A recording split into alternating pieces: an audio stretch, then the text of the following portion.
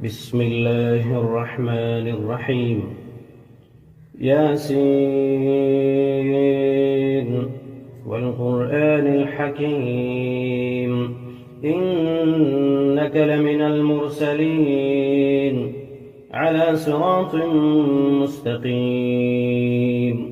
تنزيل العزيز الرحيم لتنذر قوما ما أنذر آباؤهم فهم غافلون لقد حق القول على أكثرهم فهم لا يؤمنون إنا جعلنا في أعناقهم أغلالا فهي إلى الأذقان فهم مقمحون وجعلنا من بين أيديهم سدا ومن خلفهم سدا فأغشيناهم فهم لا يبصرون وسواء عليهم أأنذرتهم أم لم تنذرهم لا يؤمنون إنما تنذر من اتبع الذكر وخشي الرحمن بالغيب فبشره بمغفرة وأجر كريم إنا نحن نحيي الموتى ونكتب ما قدموا وآثارهم وكل شيء أحصيناه في إمام مبين واضرب لهم مثلا أصحاب القرية إذ جاءها المرسلون إذ أرسلنا إليهم اثنين فكذبوهما فعززنا بثالث فقالوا إنا إليكم مرسلون قالوا ما أنتم إلا بشر مثلنا وما أنزل الرحمن من شيء إن أنتم إلا تكذبون قالوا ربنا يعلم إنا إليكم لمرسلون وما علينا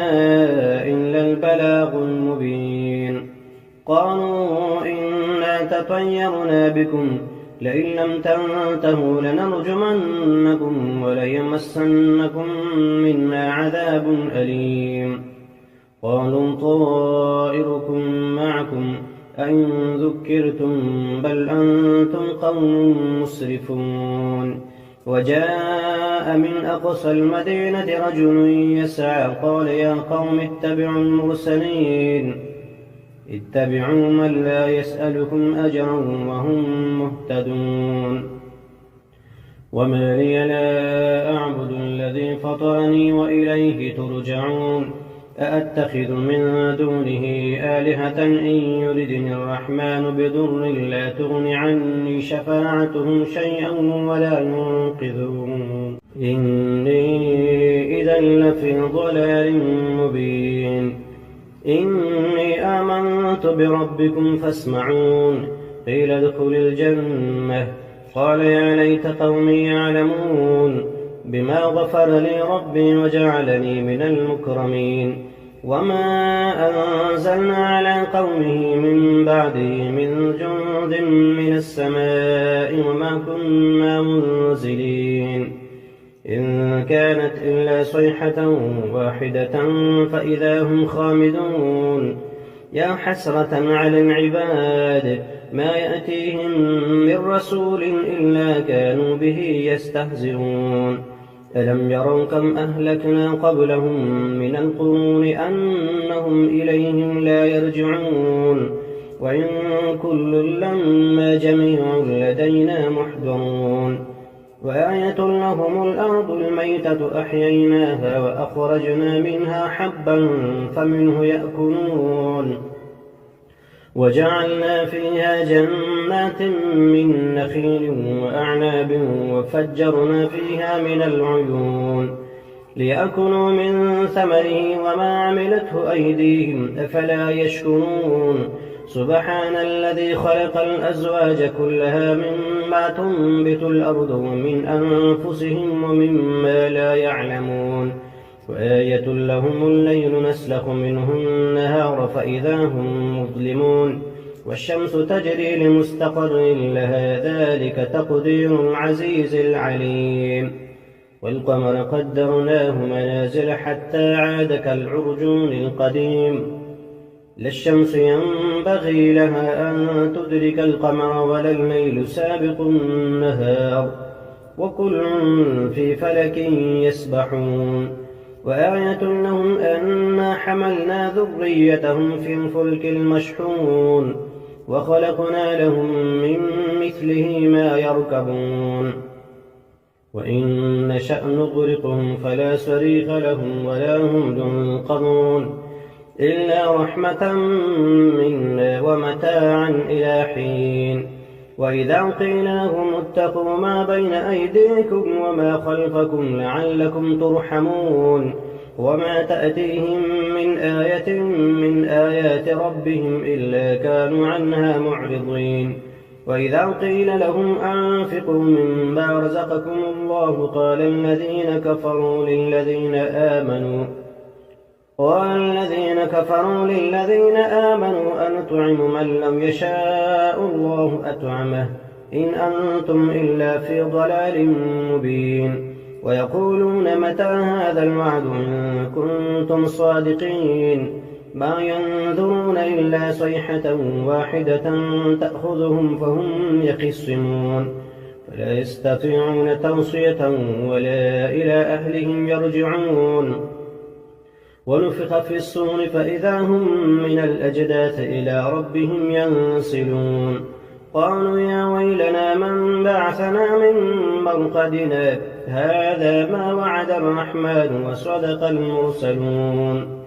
إن كانت إلا صيحة واحدة فإذا هم جميع لدينا محضرون فاليوم لا تظلم نفس شيئا ولا تجزون إلا ما كنتم تعملون إن أصحاب الجنة اليوم في شغل فاكهون هم وأزواجهم في ظلال على الأرائك متكئون لهم فيها فاكهة ولهم ما يدعون سلام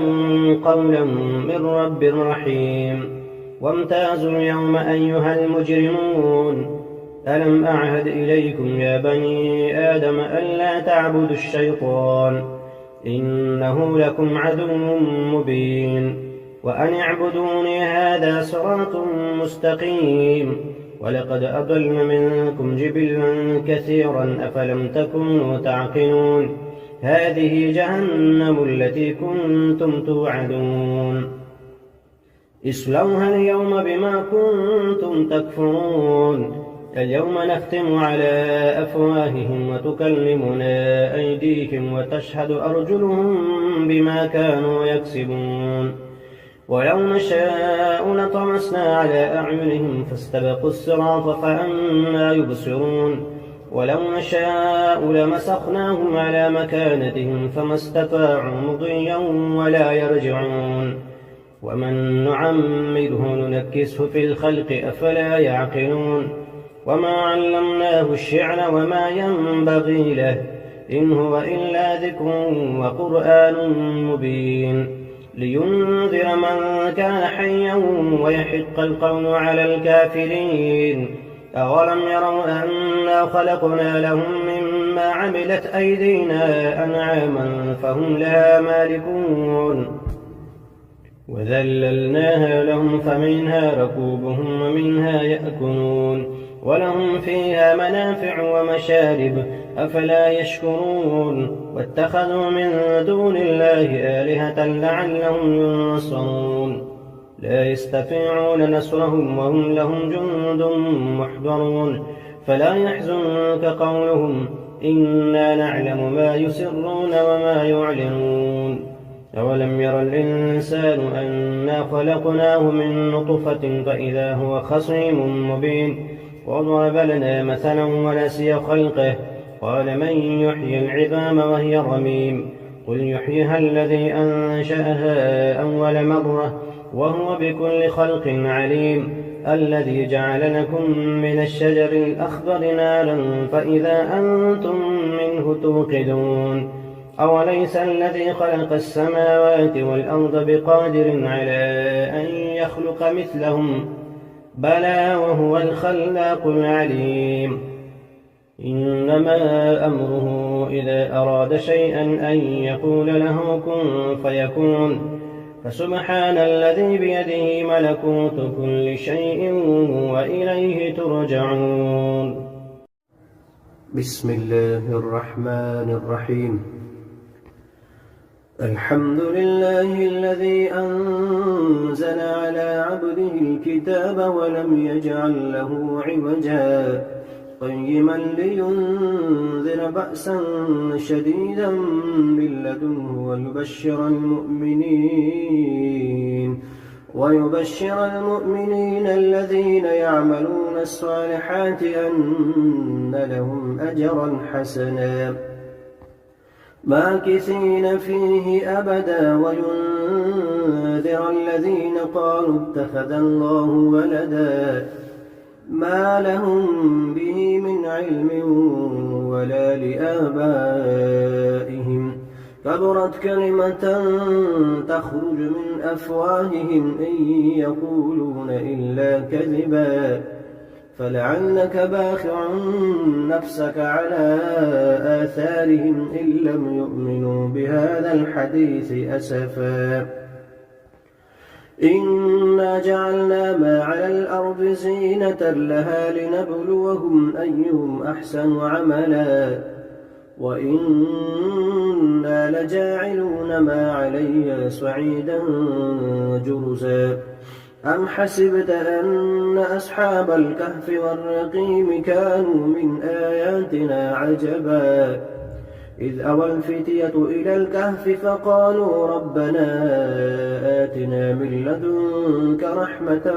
وهيئ لنا من أمرنا رشدا فضربنا على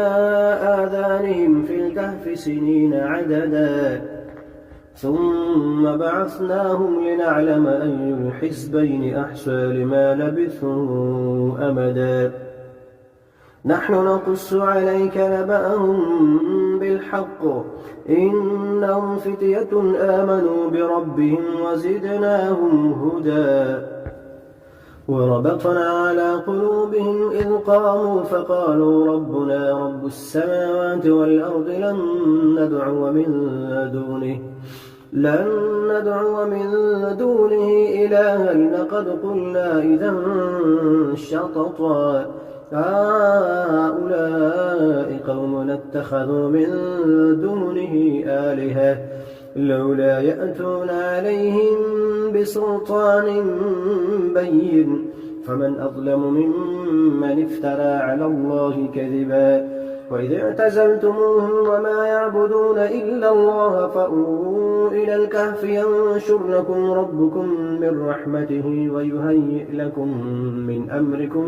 مرفقا وترى الشمس إذا طلعت تزاور عن كهفهم ذات اليمين وإذا غربت تقرضهم ذات الشمال وهم في فجوة منه ذلك من آيات الله من يهد الله فهو المهتد ومن يضلل فلن تجد له وليا مرشدا وتحسبهم أيقاظا وهم رقود ونقلبهم ذات اليمين وذات الشمال وكلبهم باسط ذراعيه بالوصيد لو اطلعت عليهم لوليت منهم فرارا ولملئت منهم رعبا وكذلك بعثناهم ليتساءلوا بينهم قال قائل منهم كم لبثتم قالوا لبثنا يوما أو بعض يوم قالوا ربكم أعلم بما لبثتم فابعثوا أحدكم بورقكم هذه إلى المدينة فلينظر أيها أزكى طعاما فليأتكم برزق منه وليتلطف ولا يشعرن بكم أحدا إنهم إن يظهروا عليكم يرجموكم أو يعيدوكم في ملتهم ولن تفلحوا إذا أبدا وكذلك أعثرنا عليهم ليعلموا أن وعد الله حق وأن الساعة لا ريب فيها إذ يتنازعون بينهم أمرهم فقالوا بنوا عليهم بنيانا ربهم أعلم بهم قال الذين غلبوا على أمرهم لنتخذن عليهم مسجدا سيقولون 3 رابعهم كلبهم ويقولون 5 سادسهم كلبهم رجما بالغيب ويقولون 7 وثامنهم كلبهم قل ربي أعلم بعدتهم ما يعلمهم إلا قليل فلا تمار فيهم إلا مراء ظاهرا ولا تستفت فيهم منهم أحدا ولا تقولن لشيء إني فاعل ذلك غدا إلا أن يشاء الله واذكر ربك إذا نسيت وقل عسى أن يهديني ربي لأقرب من هذا رشدا ولبثوا في كهفهم 300 سنين وازدادوا 9 قل الله أعلم بما لبثوا له غيب السماوات والأرض أبصر به وأسمع ما لهم من دونه من ولي ولا يشرك في حكمه أحدا واتل ما أوحي إليك من كتاب ربك لا مبدل لكلماته ولن تجد من دونه ملتحدا واصبر نفسك مع الذين يدعون ربهم بالغداة والعشي يريدون وجهه ولا تعد عيناك عنهم تريد زينة الحياة الدنيا ولا تطع من أغفلنا قلبه عن ذكرنا واتبع هواه وكان أمره فرطا وقل الحق من ربكم فمن شاء فليؤمن ومن شاء فليكفر إنا أعتدنا للظالمين نارا أحاط بهم سرادقها وإن يستغيثوا يغاثوا بماء كالمهل يشوي الوجوه بئس الشراب وساءت مرتفقا إن الذين آمنوا وعملوا الصالحات إنا لا نضيع أجر من أحسن عملا أولئك لهم جنات عدن تجري من تحتهم الأنهار يحلون فيها من أسابر من ذهب ويلبسون ثيابا خضرا من سندس واستبرق متكئين فيها على الأرائك نعم الثواب وحسنت مرتفقا واضرب لهم مثلا رجلين جعلنا لأحدهما جنتين من أعناب وحففناهما بنخل وجعلنا بينهما زرعا كلتا الجنتين آتت أكلها ولم تظلم منه شيئا وفجرنا خلالهما نهرا وكان له ثمر فقال لصاحبه وهو يحاوره أنا أكثر منك مالا وأعز نفرا ودخل جنته وهو ظالم لنفسه قال ما أظن أن تبيد هذه أبدا وما أظن الساعة قائمة ولئن رددت إلى ربي لأجدن خيرا منها منقلبا قال له صاحبه وهو يحاوره أكفرت بالذي خلقك من تراب ثم من نطفة ثم سواك رجلا لكن هو الله ربي ولا أشرك بربي أحدا ولولا إذ دخلت جنتك قلت ما شاء الله لا قوة إلا بالله إن ترني أنا أقل منك مالا وولدا فعسى ربي أن يؤتيني خيرا من جنتك ويرسل عليها حسبانا من السماء فتصبح صعيدا زلقا أو يصبح ماؤها غورا فلن تستطيع له طلبا وأحيط بثمره فأصبح يقلب كفيه على ما أنفق فيها وهي خابية على عروشها ويقول يا ليتني لم أشرك بربي أحدا ولم تكن له فئة ينصرونه من دون الله وما كان منتصرا هنالك الولاية لله الحق هو خير ثوابا وخير عقبا واضرب لهم مثل الحياة الدنيا كماء إن أنزلناه من السماء فاختلط به نبات الأرض فأصبح هشيما تذروه الرياح وكان الله على كل شيء مقتدرا المال والبنون زينة الحياة الدنيا والباقيات الصالحات خير عند ربك ثوابا وخير أملا ويوم نسير الجبال وترى الأرض بارزة وحشرناهم فلم نغادر منهم أحدا وعرضوا على ربك صفا لقد جئتمونا كما خلقناكم أول مرة بل زعمتم أن لن نجعل لكم موعدا ووضع الكتاب فترى المجرمين مشفقين مما فيه ويقولون يا ويلتنا ما لهذا الكتاب لا يغادر صغيرة ولا كبيرة إلا أحصاها ووجدوا ما عملوا حاضرا ولا يظلم ربك أحدا وإذ قلنا للملائكة اسجدوا لآدم فسجدوا إلا إبليس كان من الجن ففسق عن أمر ربه أفتتخذونه وذريته أولياء من دوني وهم لكم عدو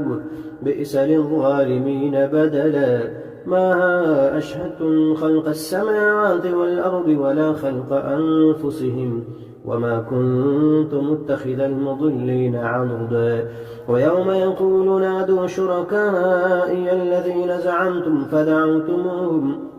فدعوهم ولم يستجيبوا لهم وجعلنا بينهم موبقا ورأى المجرمون النار فظنوا أنهم مواقعوها ولم يجدوا عنها مصرفا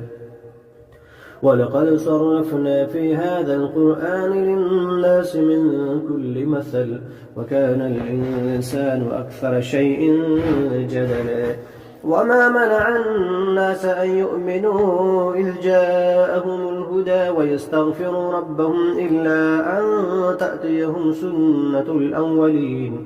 سنة الأولين أو يأتيهم العذاب قبلا وما نرسل المرسلين إلا مبشرين ومنذرين ويجادل الذين كفروا بالباطل ليدحضوا به الحق واتخذوا آياتي وما أنذروا هزوا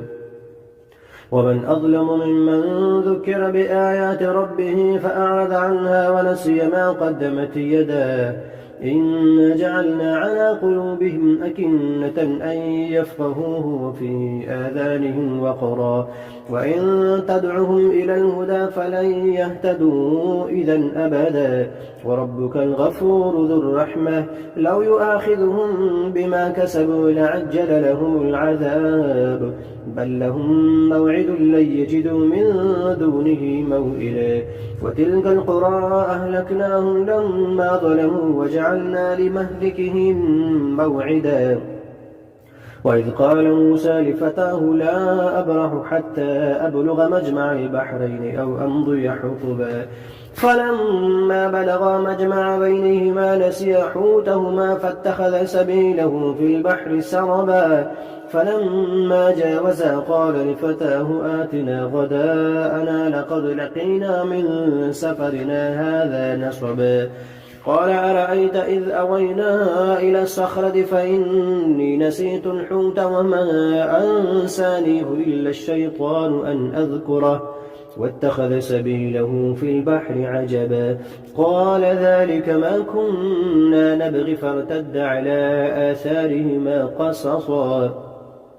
فوجدا عبدا من عبادنا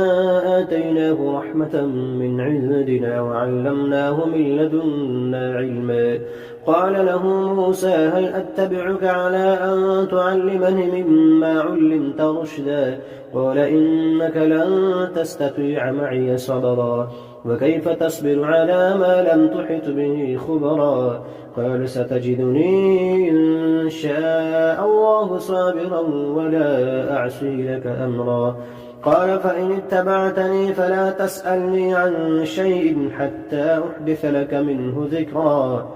فانطلقا حتى إذا ركبا في السفينة خرقها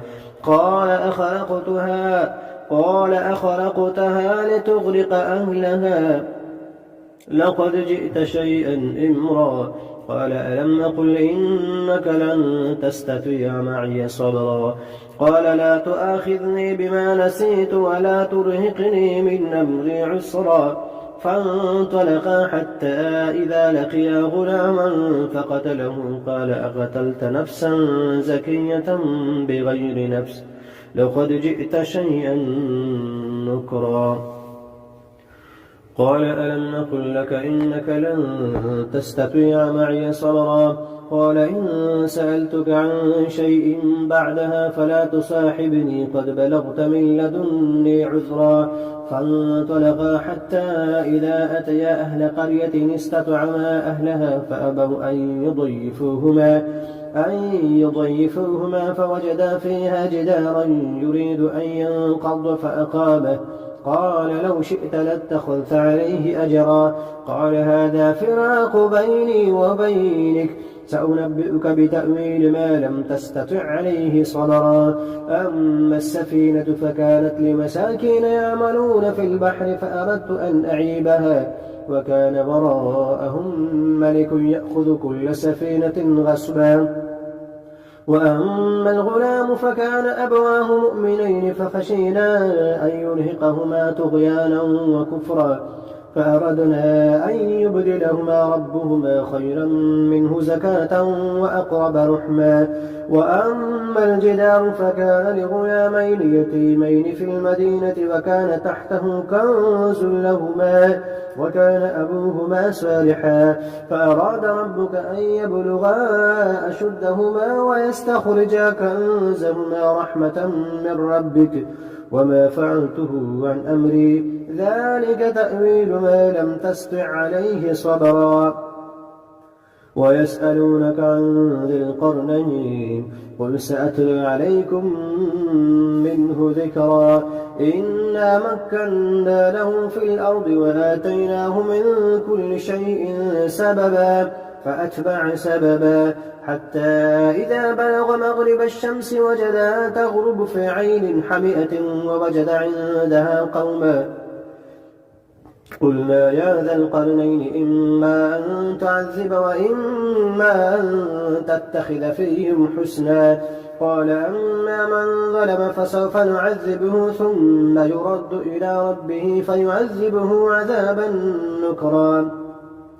وأما من آمن وعمل صالحا فله جزاء الحسنى وسنقول له من أمرنا يسرا. ثم أتبع سببا حتى إذا بلغ مطلع الشمس وجدها تطلع على قوم لم نجعل لهم من دونها سترا كذلك وقد أحطنا بما لديه خبرا. ثم أتبع سببا حتى إذا بلغ بين السدين وجد من دونهما قوما لا يكادون يفقهون قولا.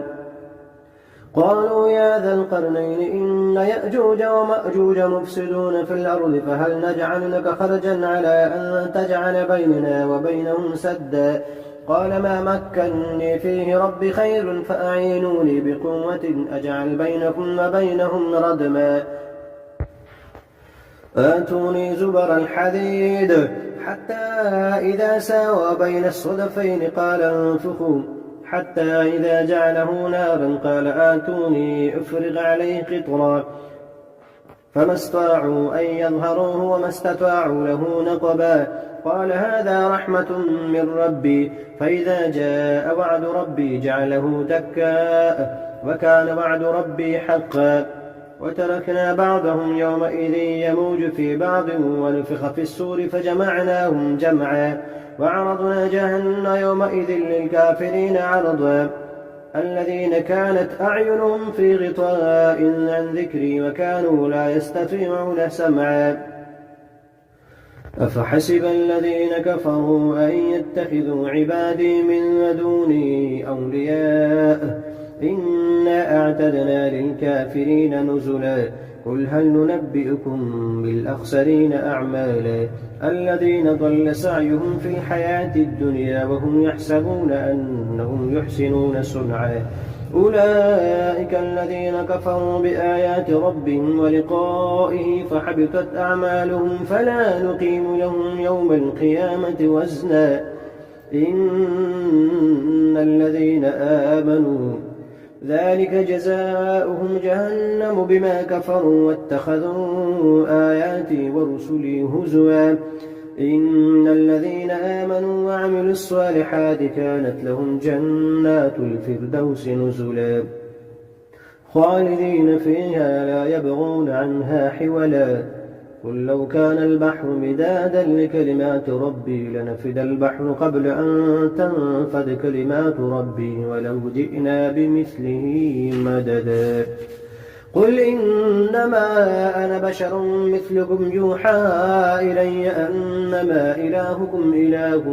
واحد فمن كان يرجو لقاء ربه فليعمل عملا صالحا ولا يشرك بعبادة ربه أحدا.